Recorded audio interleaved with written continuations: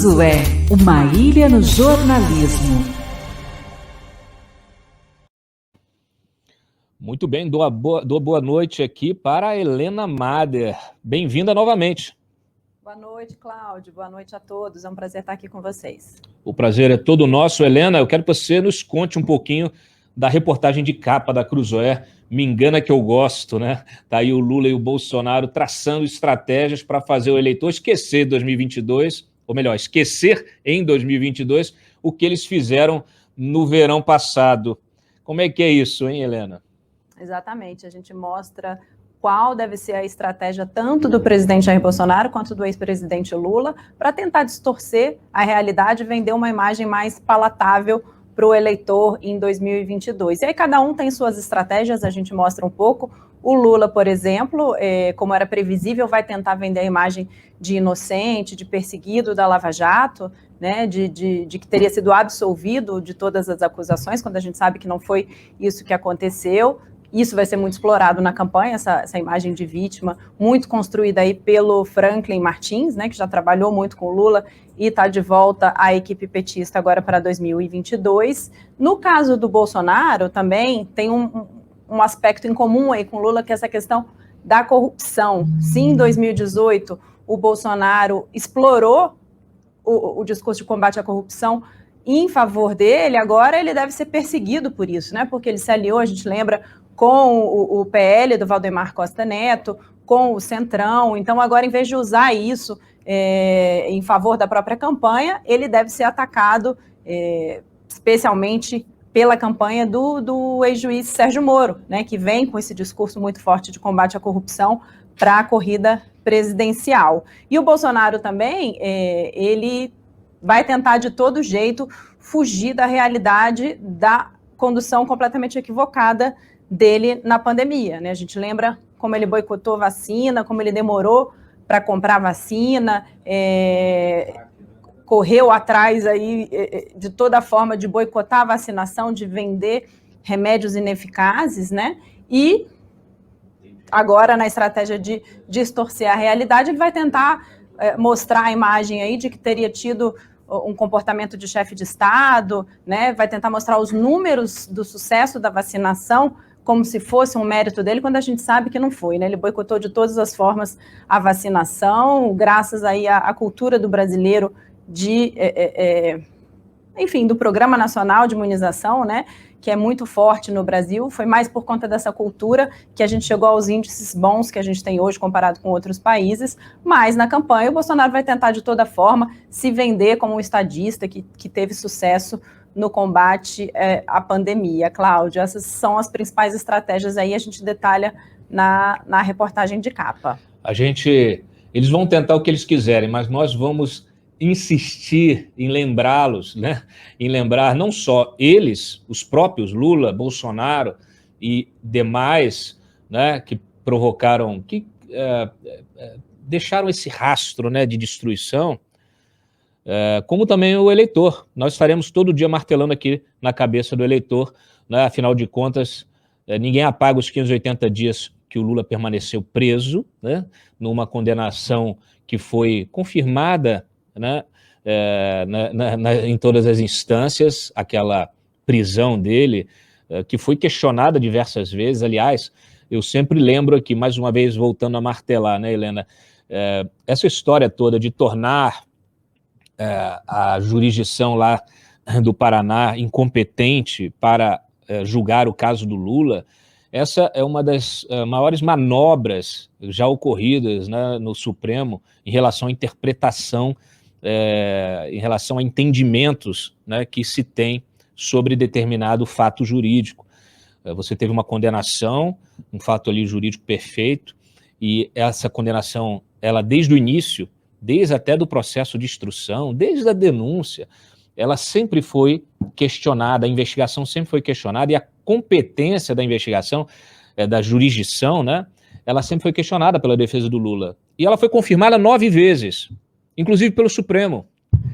Então, assim como o Supremo mudou o entendimento sobre a prisão após a condenação em segunda instância, ele também resolveu mudar o entendimento sobre a competência da vara de Curitiba, da 13ª Vara Federal em Curitiba para julgar o caso do Lula, para analisar o caso do Lula. Então você vai ver, inclusive hoje eu vi o ex-advogado Odebrecht, que está sempre nas redes, nos jornais, nessa imprensa comercial, pagando de defensor do direito, da liberdade, né, do Estado Democrático de Direito e tal, e ele usa termos jurídicos para tentar ofender, qualificar, desqualificar, né, adjetivar o Sérgio Moro, dizendo que ele é incompetente e suspeito, né?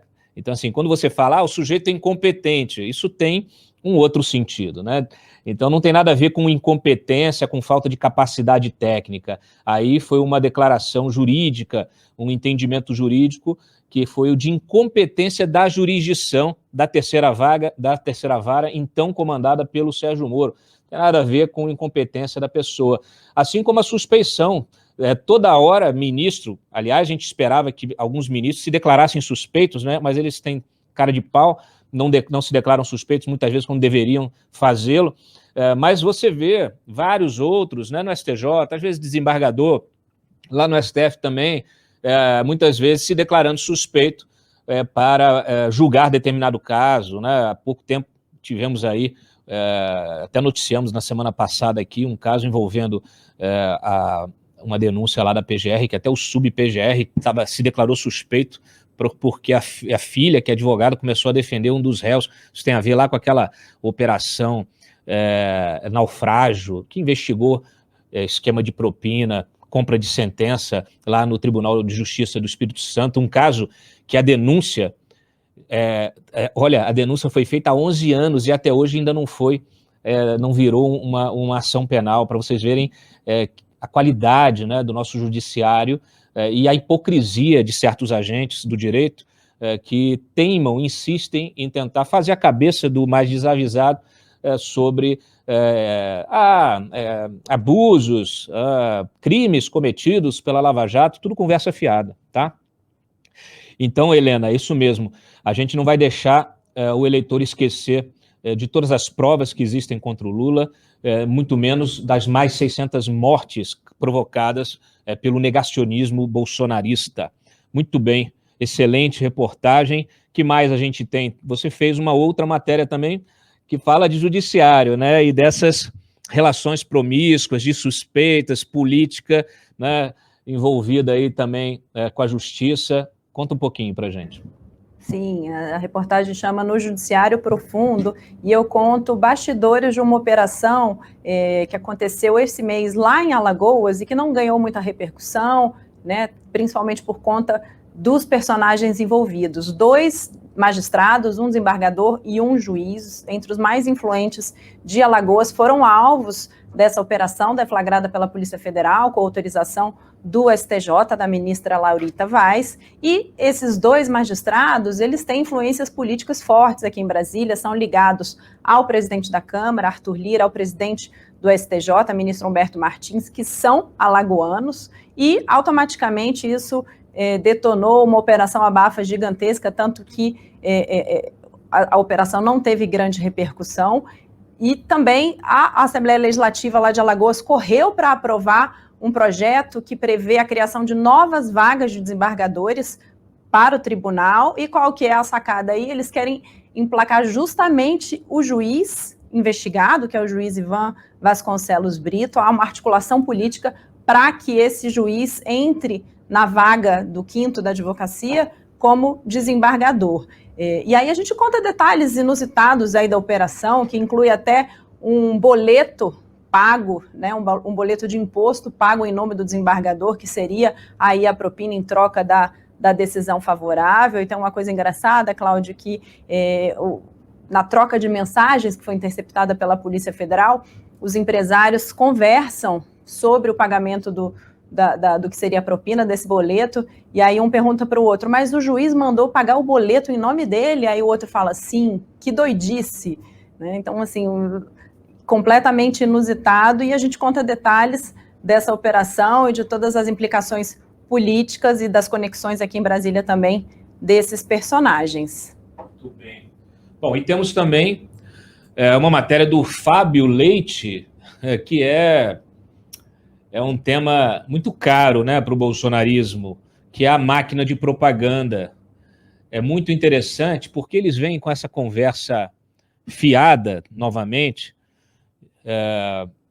e uma hipocrisia escancarada, né, porque eles têm a mania de dizer, de cantar de galo que o governo não cortou, né, fechou a torneira da verba oficial, né, para a Globo, para não sei quem, para os veículos e tal.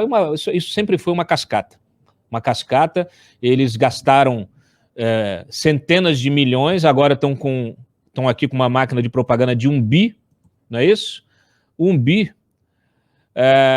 E a gente até nesta semana registrou que a Globo, por exemplo, voltou a ser a líder, né, em recursos publicitários do governo, de gastos publicitários do governo, e de fato isso desmonta, né, Helena, essa narrativa, né?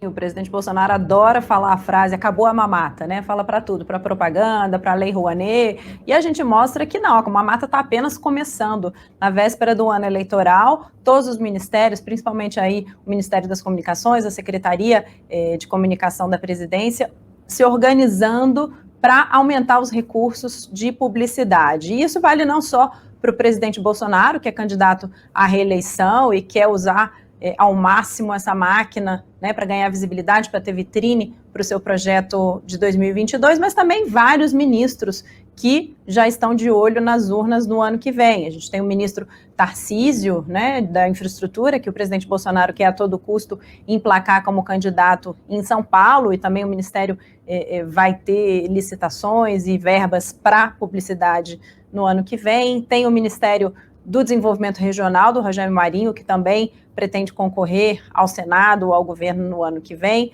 Na saúde, o Marcelo Queiroga, que chegou há pouco tempo no governo, já está também com pretensões políticas e pretende usar aí parte do recurso de publicidade do Ministério para ganhar visibilidade, para tentar vender, como a gente lembrou, né, no começo da nossa conversa aqui, justamente essa ideia falsa de que o governo teve um projeto bem sucedido de combate à pandemia. E só uma das licitações, o Fábio mostra na matéria, e é uma que está em andamento agora em discussão, ela é de 450 milhões de reais, fora as outras nos ministérios de valores menores. Então, isso desmonta completamente esse discurso de outsider, né, como você falou, de que o governo cortou dinheiro de publicidade, e mostra que, pelo contrário, eles estão investindo cada vez mais aí nesse expediente para tentar melhorar a imagem e os índices de popularidade do presidente no ano que vem. Para além disso, né? Oi. Assim, para além disso, a gente sabe que muito dessa propaganda também serve para azeitar, né, as relações, buscar uma cobertura mais favorável dos veículos de comunicação, né? É assim que funciona. Por isso que nós, do Antagonista, sempre fomos contra a existência da SECOM, né? Eu já comentei aqui outras vezes, nós já até escrevemos editorial aqui sobre a Secretaria de Comunicação, sobre verba publicitária. Nós não usamos verba pública, então, para nós, o ideal seria até que não tivesse, que nenhum veículo recebesse verba publicitária governamental, né? Verba pública, porque isso melhoraria até as condições de concorrência, né? O Antagonista e a Cruzoé vivem praticamente da assinatura do seu leitor. Inclusive, aproveito para lembrar que hoje nós temos aqui o Black Friday, né? O Freitas, nosso Black Friday, 50% ou 60%? Como é que é? Ontem a gente tinha um cupom do 60%. Aí eu estou vendo aqui que está na tela 50, novembro 50%. Mas não é Black Friday?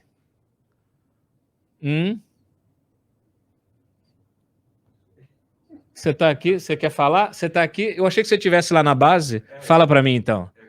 50%, você está ativado 60%. Então veja. E não esquece de colocar o ponto que eu estou falando com você lá. Você está falando comigo no ponto e eu estou sem o ponto. É porque eu tive que atender aqui.